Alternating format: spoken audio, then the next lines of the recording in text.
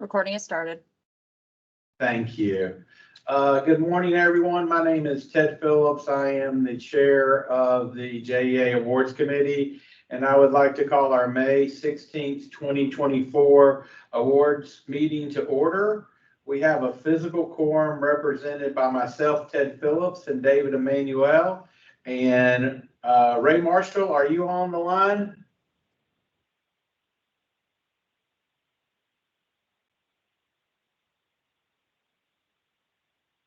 I guess not. So, but she just hopped on, Ted. oh, okay. Hey, good morning. So you there, Ray? Yes, I'm here. Good morning. Okay. Good morning.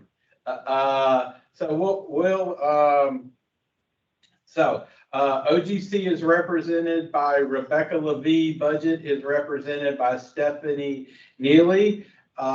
Did we receive any public comments via email? No public comments. All right, we have no one here in person. Is there anyone on the line who would, from the public, who would like to make a comment? If so, unmute yourself and speak up.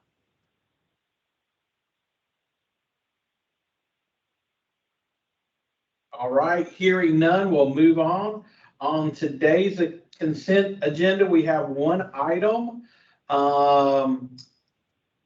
It has been approved by procurement, budget, OGC legal, the business unit VP and chief, and are ready for the awards committee approval. Before we take a vote on the consent agenda, would anyone like to move the minutes to the regular agenda for discussion or defer to another week? Hearing none, may I get a motion to adopt today's consent agenda? So moved. Second. Okay, so that was the motion made by Ray Marshall and seconded by David Emmanuel. All those in favor say aye. Aye. Any opposed? Hearing none, the motion is adopted. We will move on to the regular agenda. Item 1 of the regular agenda is open for discussion. I would like to lead on the notes. It said the purpose of the contract amendment is to exercise 2 renewal options for this contract for distribution transformers and increase the contract amounts of 3 awardees, 2 of which include a ratification amount. My question is would someone please explain to me the ratification amounts and why we are needing to do a ratification?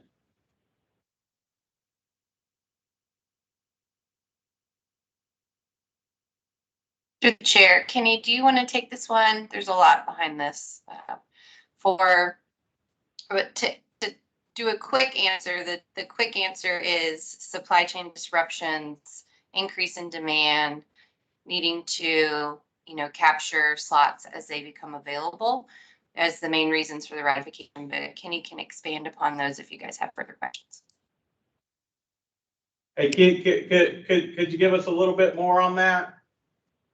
Yeah, sure, Ted. So as you all are aware, and I can elaborate on it, distribution transformers has been a very large supply concern just after COVID. And it continues to be exacerbated, particularly in 3-phase transformers now. But as JEA came into increased consumption rates, combined with every other utility having similar types of rates, consumption rates, the supply chain was compressed and we had to react to that. And you were looking at between 20 and 50% growth in quite a few of the single phase transformers. When you look at 3-phase transformers, there's some units that we may see, up to 10x what our typical consumption rates were. And because of that, combined with extremely long lead times, if you looked pre-COVID or just after COVID when this contract was signed, our lead times were around 15 to 25 weeks is typically where we are, and then we went up to 40 weeks, and right now we're hovering around 90 to 110 weeks for transformers. So because of that, we're having to buy significantly further out, which is driving up our volumes. We're using more, which is driving up our volumes. We have higher pricing because of e-steel, transportation costs, general inflation from labor, things along those lines. So all of those amounts, or all of those things, have contributed to us buying considerably more transformers than we had planned, and paying more for transformers than we had planned, and needing to react to that with new suppliers that we had not planned. And all those things have contributed to the ratifications that we have here. Gresco is one of the suppliers. We had purchased approximately $7.5 million from them, which will be a ratification. They had approached us in the middle of last year for single phase pad mount transformers. We bought 452 of those units. They said that they would be available if we could place an order within a week for units, and that they would be available at around 20-week lead time. That was significantly shorter than where we are, and we were able to energize homes when we otherwise would not have been able to do it. Similar on small three-phase pad mount transformers, we bought 110 of those. That's what that amount consists of, and we have already started receiving those, which has taken pressure off of our ability to deliver power. Tri-State, there is an amount that is a ratification of 21 million there. That is on three-phase pad mount transformers, is a majority of that amount. And that is units that have not delivered, and they will be delivering at the end of the year. But our need to react to that is what drove that significant volume. We ordered 200 of those units. And then in addition to that, there's a small amount that's going to be in pole mount units, which was derived from our need to react to our existing pole mount vendor, which is PPI, which is delivered through Wesco. That supplier had pushed out their lead times to around 150 weeks. And we were then going to be exposed to a non-supply on pole mounts, which is, the highest volume of storm impact units. So that's the background on why we've needed to buy more and needed to react quickly to the market. Thank you, King. So just kind of for me to summarize this is that we had opportunities to place orders for some of these transformers, but we needed to act quickly because of the market conditions, and that's what we did. And so that's why we're coming back for ratification. That kind of sum it up? You're right on. Thank you, Hey, sir. this is Ray. Can y'all hear me? Yes. Yes. I did something on here. I don't know. I can't see y'all. Okay, there you are. I certainly understand about the supply chain issue, certainly understand all of that. Really, the question is, I've seen more ratifications this year than I think I've seen in my history. So if the vendor is asking for a week for us to issue the PO or whatever, why don't we just stand up an awards meeting? So we're not in this position of ratifications. Awards don't have to be every Tuesday or every Thursday. Why don't we just do that? And I would be interested in knowing the number of ratifications that we've had this year. Those are two things that we can definitely talk about. I don't have an opposition to it. So if we need to act, and I'm being repetitive, but that's okay. We should avoid ratifications if at all possible. So if we need to stand up an awards meeting in order to act nimbly, let's just do that. So what is the amount of time that we have to give public notice? Because this is a public meeting. Is it 24 hours or 72 hours? It's reasonable, Ted. I mean, typically Okay. we do 48 hours. Okay. I think 24 hours could be reasonable, but I'll ask OGC to weigh in. Right, so as Jenny noted, the requirement under the Sunshine Law is reasonable under the circumstances. And so if we had a situation where we needed to put something together quickly, you give as much notice as is reasonably possible. And certainly if we needed to get something together on a day's notice, you just get everything scheduled and get the notice out there. And in that case, I mean, I certainly wouldn't go less than 24 hours notice, but if we had to and we could back it up with the reasons that we were doing it, then I think that would be legally supportable. So the total amount for ratifications was 21 plus another 7 or 8, so almost 30 million. Yes. Yes, so it will be.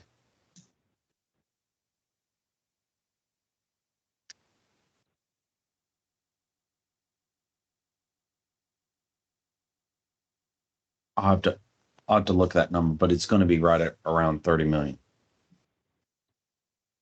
I would also just like to make one note for the record. These transactions were taken to the highest level within the organization and communicated before we put the POs in place and got approval. So just wanted to make a note that this was not acted upon without proper approvals ahead of time, except for the awards committee, which is why we have the ratification piece. Well, yeah, that's the case. And so if we can go to the highest levels within the organization, we can certainly stand up the awards committee. That's what this is here for. Otherwise, it's going to put us in this position of ratifications and having to explain that. So if we can take the time to go up to the level, we can take the necessary steps to come before this body. Or otherwise, this body is going to look like, why do we have this body? And so we know about supply chain. We've been dealing with supply chain, everybody that's on here, and been dealing with it pretty well for over 2 years. And I'm not going to keep talking about ratifications, but ratifications for things that we are unaware of, don't know, are emergencies, and we've got to react to those. So let's just be more mindful of that. Understood. Thank you. Yeah, so it's 28,688 million, 28.688. Thank you, Kenny. You're welcome.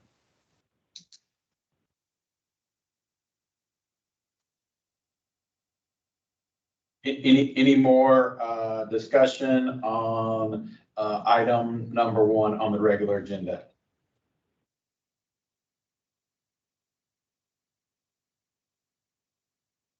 If none, I would entertain a motion to approve award number 1 on the regular agenda. So moved. Second. So that was a motion by Ray Marshall, a second by David Emmanuel. All those in favor, say aye.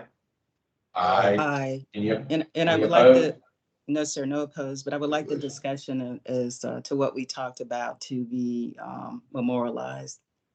Yes, we'll make sure that's in the minutes. Thank you. Motion is adopted.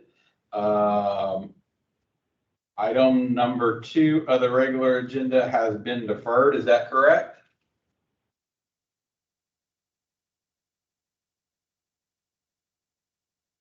Yes, sir. Wait. Sorry, I was on mute. Yes, sir. Okay. So we will move to item number 3. So, I will, open item number 3 for discussion. And I'll lead off. So I wanted a little bit more background. It appears that there were 3 bids, but we did not accept 2 of the bids, so we only really had 1 acceptable bid. So could someone give a little bit more detail and information on this so I can understand this a little better? Greetings, everyone. This is Daryl. So the write-up has a pretty concise mentioning of it, but we had 3 proposals that were opened on the opening date for this solicitation. Upon further review of the proposals that did not meet the minimum qualification.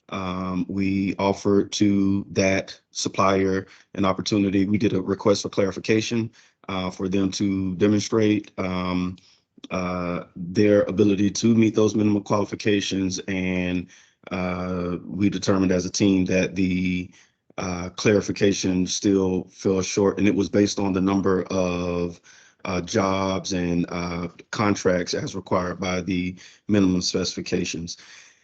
The other vendor that was whose proposal that we did not consider due to the fact that they had an existing contract on the North and West, or in the North and West territory.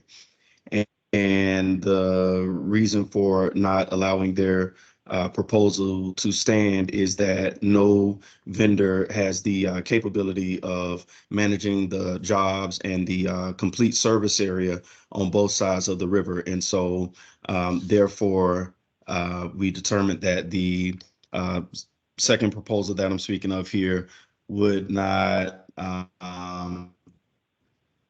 be best for consideration for the South and East Territory. Left us with 1 submission that met all of the qualifications, and that 1 submission was the incumbent supplier.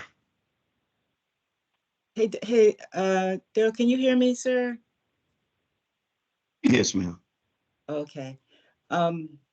So basically we had 1 supplier because the history has shown us that the suppliers that are out there don't have the capabilities of doing the entirety of our service area? Yes. So I should mention for some context that the other service area, North and West, was solicited last year. And that territory, I also should mention, is J-Sub sheltered, was previously J-Sub sheltered. And I'll also mention this for context. It historically had been managed by 1 supplier. That 1 supplier struggled over the course of the contract, and it was determined through the solicitation to be awarded to 2 suppliers on the North and West territory. So that's just an example of how 1 vendor could not manage over time half of the service territory, and we split it into 2. On the South and East side, historically, the incumbent supplier has been capable of managing just the South and East territory. But for the entirety, in GEC, trucking is the supplier in question in terms of the proposal that was submitted for both territories. They don't have the capability of servicing both sides of the river. And that's based on previous experience with GEC, or who makes that assessment? So Or GEC, how is that assessment made? Maybe let me ask that question. so GEC, our experience with GEC is we have 1 year of experience with GEC based on their performance on the current contract in the North and West territory. The decision to split the entire service area into 2 territories has been, I suppose, a historic decision that goes back for several contracts.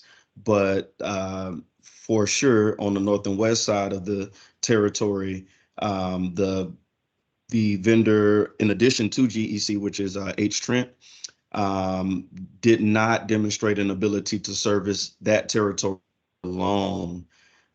So I think we'd have to go back into history to see an inability to service the entire territory. But the most recent example is in the north and west territory alone, one vendor struggling to meet our demands to the extent that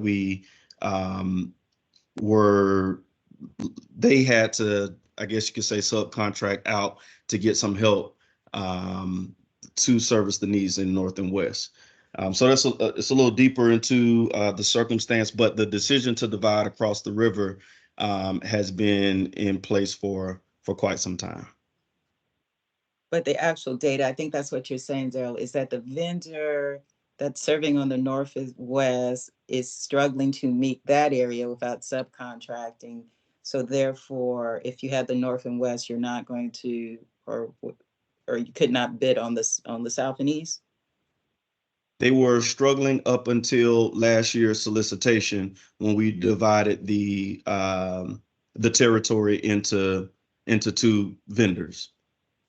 So the idea was to keep the territory separate and keep vendors for each territory separate due to the ability to service the needs, the number of tickets. In preparation for this, we looked it up and it was about over 1,000. I think it was, I don't have that number right in front of me, but it was over 1,000 tickets annually. And if we were to break down just the north and west territory, the previous vendor, H Trent, had an inability to service that entire territory. GEC was brought in through the solicitation to help in that territory. And since then, a year ago, it has they've been able to keep up together in the north and west territory. Thank you. Kyle, do you want to add anything from the business perspective? I see your hand raised. Good morning, everybody. Yeah, I just kind of wanted to put some numbers behind it. So we track work orders and cycle time on these contracts. And the incumbent that had originally submitted a bid, but actually pulled it during the solicitation, our total work orders within our service territory as a whole is roughly 1,150 per fiscal year. And that vendor currently has done less than 10% of the overall work of those numbers and is just outside of our cycle time. So the concern would be that if we add the additional work to their plate, that they wouldn't be able to meet our contract demand and cycle times. And Daryl, I appreciate the review from the historical too. So.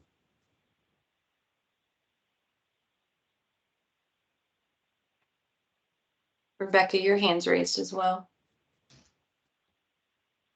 Yes, and I just wanted to ask for one little bit of clarification because there's been some discussion about the assessment being made that a single vendor would not have the ability to cover all of the service areas. In the write-up, it notes that the solicitation required a different vendor for the Southeast Territory. And so I just wanted to get on the record, was there actually something in the solicitation that said that a vendor who currently had a contract for the other territory would not be considered? Because if that's the case, then it truly is a minimum qualifications issue based on what we would have put out in the solicitation and who is eligible to bid.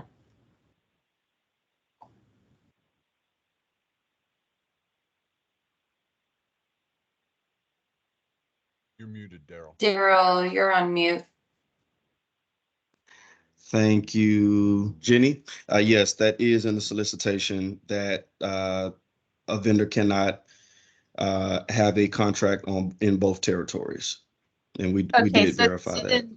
Yeah, so then what we're looking at here is a situation where we had someone submit a bid, but based on what was put in the solicitation for the minimum requirements and the technical specifications, that vendor did not meet our requirements. And so when you have that situation, we actually cannot consider them because then it could leave us open to a protest if we were to then award when they didn't meet the qualifications in the solicitation. And I want to be clear also that the vendor that we're discussing now with a contract already in North and West, they actually withdrew they communicated via email that they were withdrawing their proposal. So I think for that reason also, they would not be in consideration. So there were two proposals not being considered. One withdrew. That's GEC, who has a contract in the North and West Territory. The other was First Choice, who was determined to be disqualified based on the minimum qualifications. So a withdrawal of proposal and a disqualification based on not meeting minimum qualifications. I think that, I don't think it's a minimum qualifications or what the solicitations stated. I think what this group was asking, certainly myself, is the basis for that. And we're asking the basis for that when we see, or at least I saw, but that was corrected. Thank you, Daryl and Dan. The first writing of this agenda item had this was a 38% increase in cost, something along those lines. But I think that was erroneous. And then that was later corrected to 20%. Is that correct, Daryl? Yes, that is correct. Okay, so that's what piqued my interest in this. And so I think the what's behind the decision sounds, thank you, Kyle, thank you, Daryl, that makes a lot of sense. But the report leaves, the information is not in the report, which leaves that to be desired, or that's out, which leads me and members of the committee to ask these type questions. So if somebody is precluded, if they don't have the bandwidth to do both areas, understood, like all of that. And then we're going to ask more questions when we see the cost increase. So I think the explanation of the two that were one disqualified and one withdrawn is in the award write-up. If I look carefully, the email that was sent to you earlier for review, I don't think that paragraph was included if I read correctly. And so I think it was an effort to be concise for your review, but it was embedded into the totality of the award write-up. And that may just be as we're sending it out for review, we need to send the whole write-up because that part was in as of Friday. The only area that was adjusted was correcting the price increase. I must have missed it. So the part that said the reason that the one is precluded is because there's been a history of not being able to handle both was in there? It says disqualified. The first sentence of the second paragraph, it talks about GEC withdrew their proposal for the service. It's too small for me to read right here. But I do see having a contract in this for the service in the North and West Territory. I think maybe there. Yeah, so an it additional. says, it says that because they had that, they're disqualified, but it doesn't say why. So if they had that, why are they disqualified? And the why behind that is because based on the experience, I can keep up the amount of work. I can barely keep up with that. And so we don't want to give somebody the totality. That's what I understand this is about.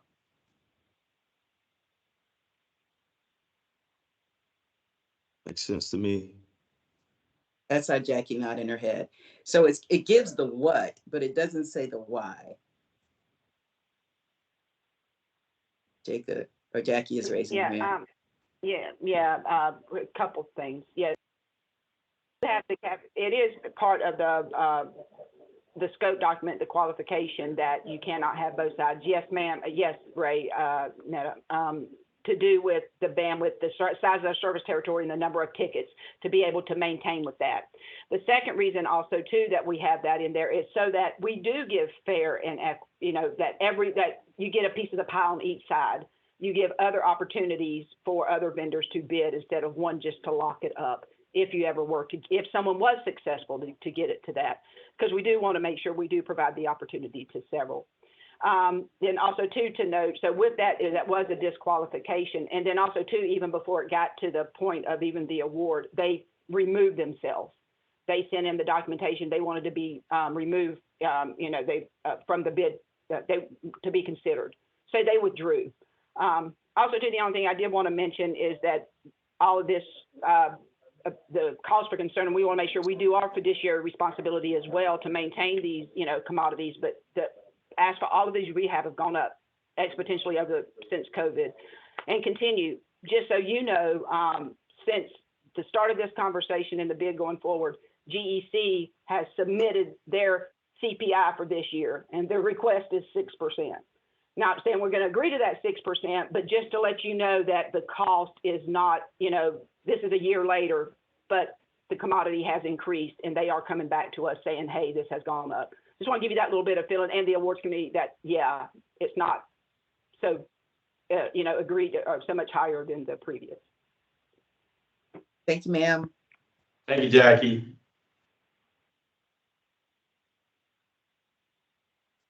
So any other discussion on item number 3?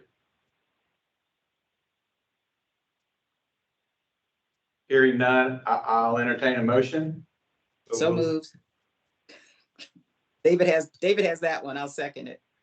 Okay, all right. So a motion by David Emmanuel, second by Ray Marshall. All those in favor say aye. Aye. Any opposed? Hearing none, the motion is adopted.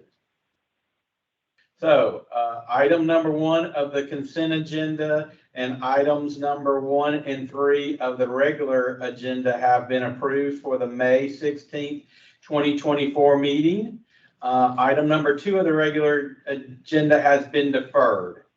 Is there any other business that needs to come before the awards committee this morning?